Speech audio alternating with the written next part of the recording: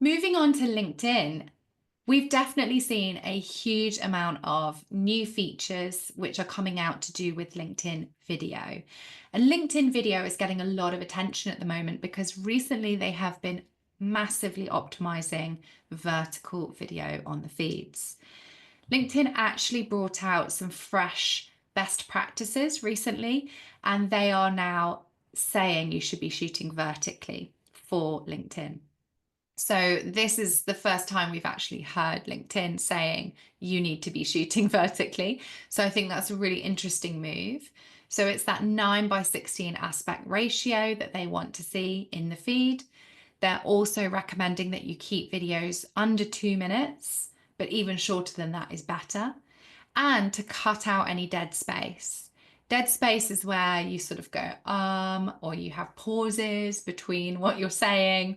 I'm terrible at it, but luckily with clever editing, you can make sure that the video is as snappy as possible. Also, writing a strong caption is so important. And actually, they are suggesting a minimum of 50 words, but I've certainly found that keeping your captions quite short and snappy, but looking for opportunities to tag other people and tag other businesses is a great way to maximize growth. You can see in the example there, the update, you can't read it, but you can see it's been very well formatted. So short sentences, new line breaks, emojis, they all work really well at hoping to get in more people's views on LinkedIn. We've also noticed, and this was actually a really interesting experiment that a marketing expert called Caroline Gridge ran recently over a 90-day period. She was posting videos, vertical videos exclusively on LinkedIn. And you can see that they've just had a huge amount of impressions. So her most successful video saw over 774,000 impressions. And her video posts average around 250,000 views. So she was able to reach 3 times more people with video posts than text posts. And also she found that sharing these in the morning was the most successful time to share content. And I'm regularly hearing actually that pre 9 a.m. is actually a fantastic time to post to LinkedIn.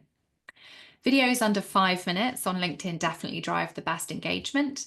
And the other thing that she said works well, direct to camera approaches. So presenting directly to the camera is really, really important. So some really good best practices coming out there from LinkedIn. Let's have a look at some of the examples that we've seen recently on LinkedIn as well. Guys come to work with me as a supermarket assistant at Waitrose. First off, I start by grabbing a handset, a printer and a headset, ready to head down to the shop floor where I cover a 15-minute break on checkouts. I then head upstairs to grab some fresh backstock cages. I work these and get rid of all my rubbish. It's then time to pick some Deliveroo and Uber Eats orders. We get quite a lot of these at lunchtime. Just scanning the products and then popping them in the bags ready for the drivers to collect. We keep any high-value spirits upstairs in our stockroom, so I went and found a whiskey that a customer was looking for. As you can see, very happy I actually found it. I then handed that over to the customer. Next was off sales. Here I am scanning any gaps. Obviously, the less gaps, the better. That means the products are available to our customers. Then it's lunchtime. After my break, I come back downstairs to do some reducing. On this day, I did the second reduction for all of fruit and veg and the first reduction for our food to go. Then, before it's time to go home, I pop a quick load through on the dishwasher.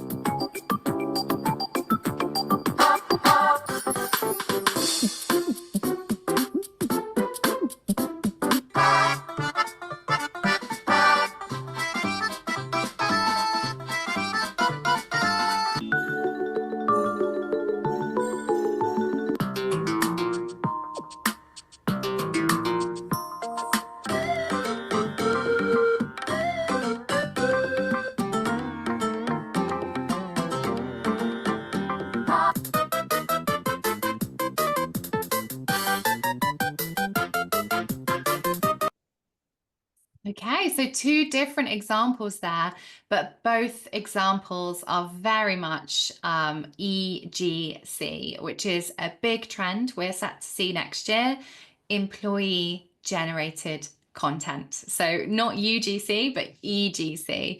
This is the new trend that's been sweeping LinkedIn this year, and we're set to see more of it in 2025. These videos are quite unusual for LinkedIn, I'm sure you'd agree, but both of them have been filmed by and feature employees of these brands.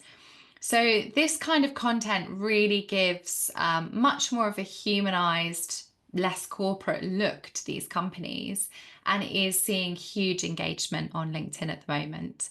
So Waitrose and SEMrush are both brands who are fully embracing EGC, and we're set to see much, much more of this from other brands into 2025.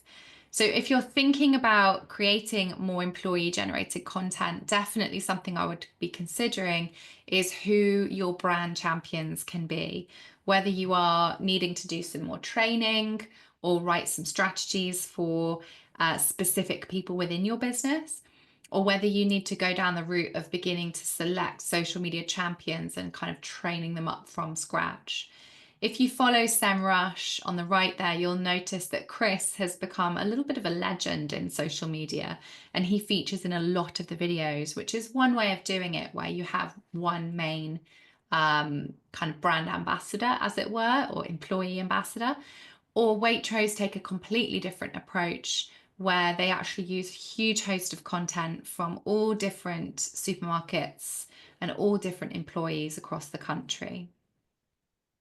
Taking a look at a couple of other examples, I won't show these ones in full, but other ways that you might want to use vertical video on LinkedIn.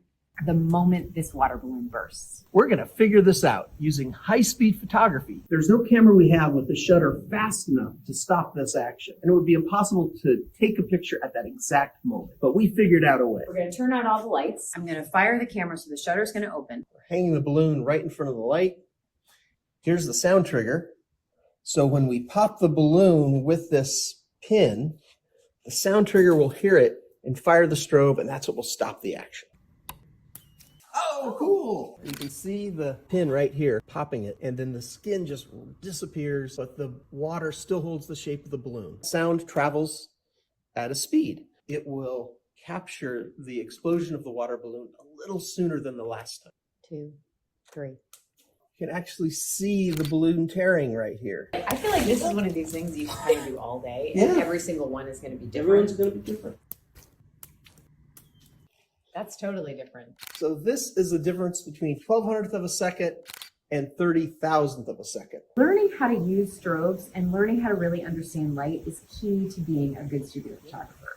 And it's key to being a photographer in the field too. I use this exact technique when I photograph a bat catching a moth. Are there any other photo techniques you want to know about? Let us know in the comments. So I actually love that video because it's really fascinating to watch, but also it has a number of fast edits, text on screen to keep you interested and engaged, lots of questions being asked, and then a great call to action at the end to encourage more comments. And they got, I think, 22 comments on that. Something that you might typically see on Instagram, but this is certainly filtering over to LinkedIn.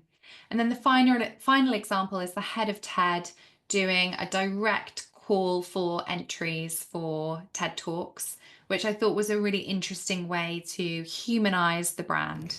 I'm excited to share with you this chance for you to give your own TED Talk.